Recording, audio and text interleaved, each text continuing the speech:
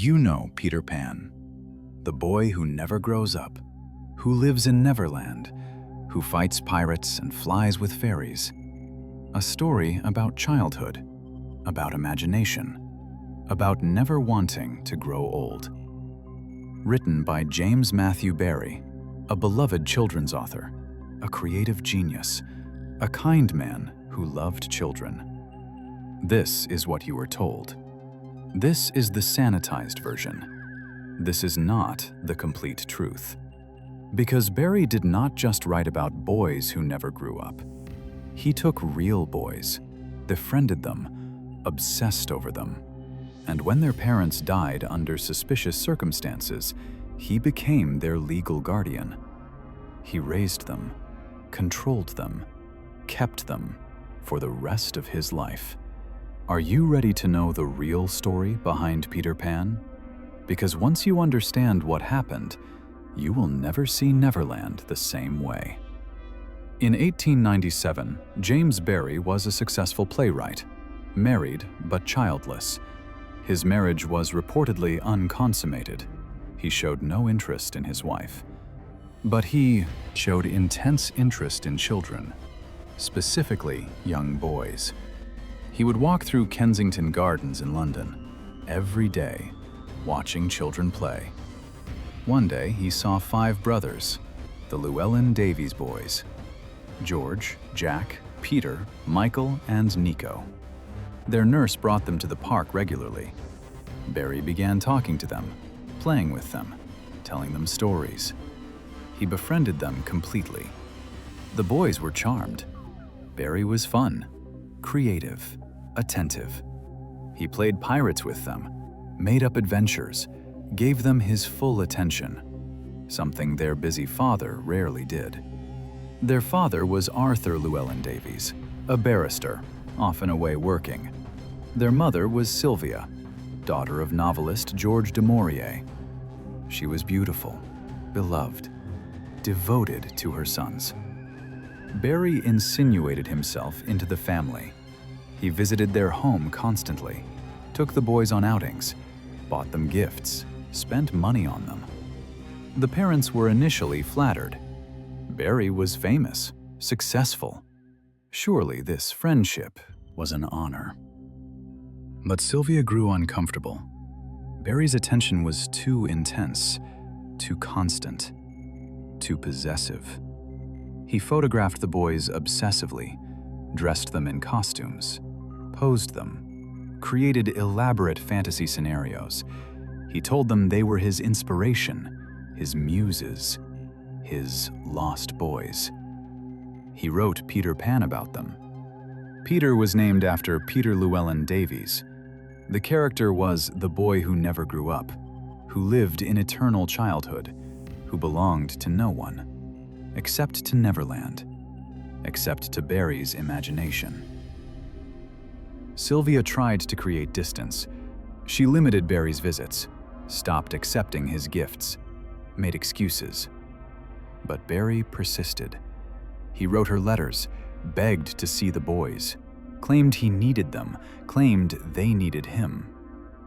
In 1907, Arthur Llewelyn Davies died, suddenly, of cancer. He was only 44.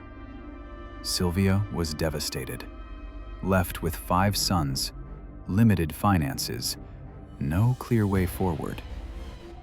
Barrie stepped in. He offered money, support, help with the boys. Sylvia reluctantly accepted. She had no choice. She needed help. Barrie provided it, but at a cost. He wanted access. He wanted time with the boys. He wanted control. Sylvia tried to maintain boundaries, but Barrie was relentless. He visited constantly, took the boys on trips, inserted himself into every aspect of their lives. He told Sylvia she needed him, told the boys their mother was fragile, told everyone he was indispensable. In 1910, Sylvia fell ill, cancer, the same disease that killed her husband. She deteriorated rapidly. In her final weeks, Barrie was constantly present, hovering, helping, taking notes. He claimed to be her support, her comfort, but he was also positioning himself, making himself essential.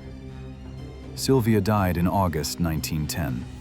She was only 43, 3 years after her husband. Both parents dead of cancer, both relatively young, both leaving 5 orphaned boys. And Barrie was there, ready, waiting. He claimed Sylvia had wanted him to be the boys' guardian.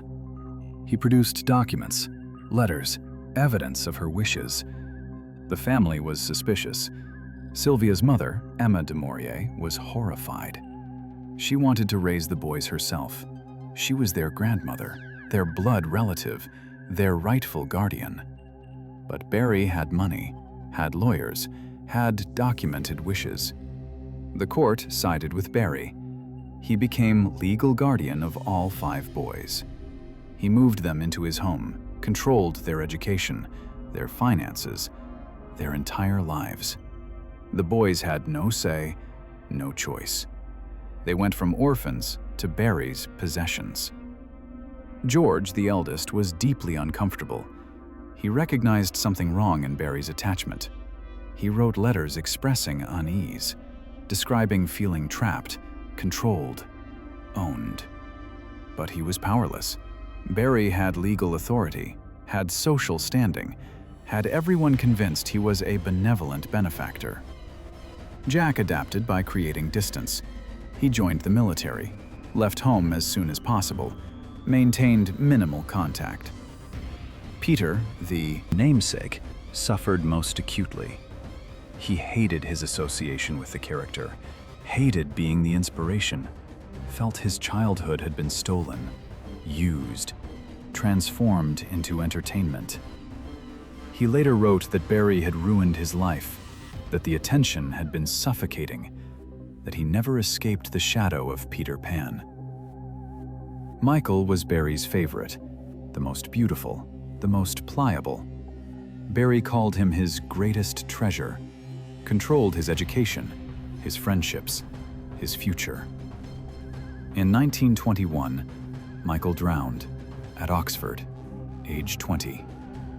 Official ruling was accidental drowning, but questions remained.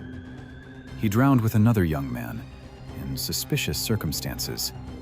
Some historians suggest suicide. Others suggest something darker. Barrie was devastated. He never recovered from Michael's death. He had lost his favorite, his treasure, his eternal boy. Nico, the youngest, survived longest. He maintained relationship with Barrie out of duty, out of guilt, out of lack of choice.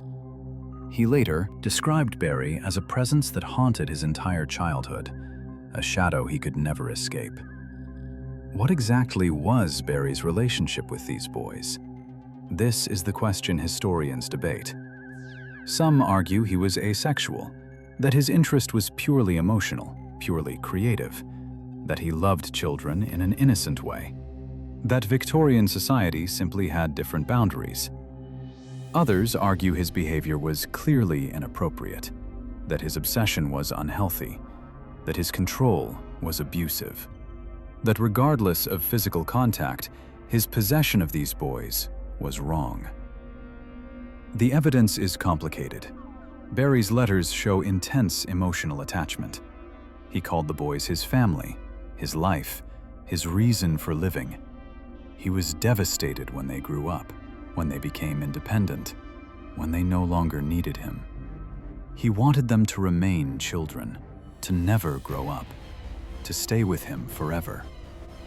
This is literally the plot of Peter Pan, the boy who never grows up, who stays in eternal childhood, who belongs to no one, but remains available, remains present, remains unchanged. Victorian society enabled this behavior. The late 1800s saw intense romanticization of childhood. Children were seen as pure, innocent, angels. Adults worshipped childhood, photographed children, painted children, wrote about children, with intensity that today seems disturbing. Lewis Carroll photographed young girls, in costumes, in poses. Today we recognize this as inappropriate, but Victorian society saw it as artistic, as innocent, as celebration of purity. Barrie's obsession with the Llewelyn Davies boys fit this pattern. He was celebrating childhood, preserving innocence, creating art. Society applauded him, praised him, enabled him. The boys' own family enabled him. Their grandmother objected, but others accepted Barrie's presence, accepted his money, accepted his control. Because he was famous, because he was generous, because he seemed harmless. This is how abuse happens, how inappropriate relationships continue, how children are failed by adults who should protect them. The adults convinced themselves Barrie's intentions were pure, that his love was innocent, that his control was benevolent. The boys had no voice, no power, no choice. They adapted. They survived. Some escaped. Some were destroyed. We must ask difficult questions. Why did both parents die young? Arthur at 44, Sylvia at 43, both of cancer, within 3 years, leaving 5 boys. To Barrie, who wanted them, who positioned himself, who was ready. This could be coincidence, tragic coincidence. Cancer killed many Victorians. Early death was common. The timing could be random, but the timing was convenient for Barrie, who gained everything, who got exactly what he wanted: complete control, legal authority, possession. We cannot prove anything sinister. The evidence does not exist. But we can note the pattern, can observe the benefit, can question the convenience. We can also examine what we know. Barrie's obsessive behavior, his possessiveness, his need for control, his inability to let go, his devastation when the boys grew up, when Michael died, when he lost his favorite. This is not healthy. This is not normal. This is not innocent. This is obsession. This is possession. This is wrong. Modern psychology would recognize warning signs: grooming behavior, isolation tactics, emotional manipulation, possession, control. But Victorian society saw devotion, saw generosity, saw love. The boys themselves gave mixed testimony. Some defended Barrie, said he was kind, said he helped them, said they were grateful. Others expressed discomfort, resentment, damage. Peter said Barrie ruined his life. George wrote of feeling trapped. Michael's death raises questions. This contradiction is common in abuse cases. Victims have complicated feelings. Some deny, some justify, some protect their abuser. This does not mean abuse did not occur. It means abuse is complicated. Survivors adapt differently, process differently, remember differently. We should believe those who said they were harmed. We should take Peter's words seriously. George's discomfort, Michael's suspicious death. We should also recognize context. Victorian society failed these boys, enabled inappropriate relationships, worshipped childhood in disturbing ways. Barrie was not unique. Lewis Carroll, other Victorian men showed similar obsessions with children, with photography, with possession. This was normalized, celebrated, enabled. We have changed. We recognize grooming, recognize inappropriate boundaries, recognize that adults obsessed with children, who photograph them, control them, isolate them, are dangerous. But we still love Peter Pan, still read the story, still celebrate the imagination. We must hold both truths. The story is beloved. The author was disturbing. The art is magical. The creator was obsessive. The tale is innocent. The truth is dark. We can enjoy Peter Pan while acknowledging its origins, while understanding what it represents. The boy who never grows up, who stays eternally young, who belongs to no one, except to Barrie's imagination, except to Barrie's control. This is not just fantasy. This is what Barrie wanted, what he tried to create with real boys who had no choice. The next time you read Peter Pan, remember the Llewelyn Davies boys. Remember George and Jack and Peter and Michael and Nico. Remember they were real children. Remember they lost both parents young. Remember Barrie took them. Remember some suffered. Remember Michael drowned. Remember Peter said his life was ruined.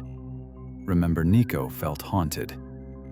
Remember this story came from real lives, from real control, from real obsession.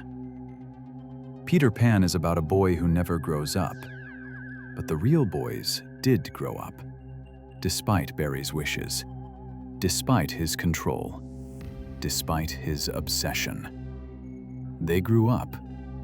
They escaped. Some survived better than others. Some carried damage. Some found peace, but they all escaped eternal childhood, escaped Neverland, escaped Barrie. Eventually.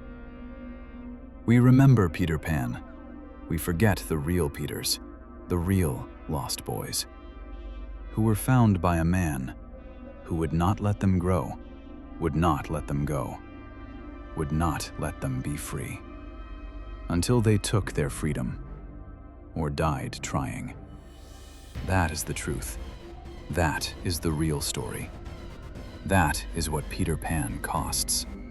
When you transform real children into eternal fantasy, into possessed imagination, into boys who never grow up because someone else needs them to stay young, needs them to stay available, needs them to never leave. That is not love. That is not devotion. That is possession. And Peter Pan is the evidence.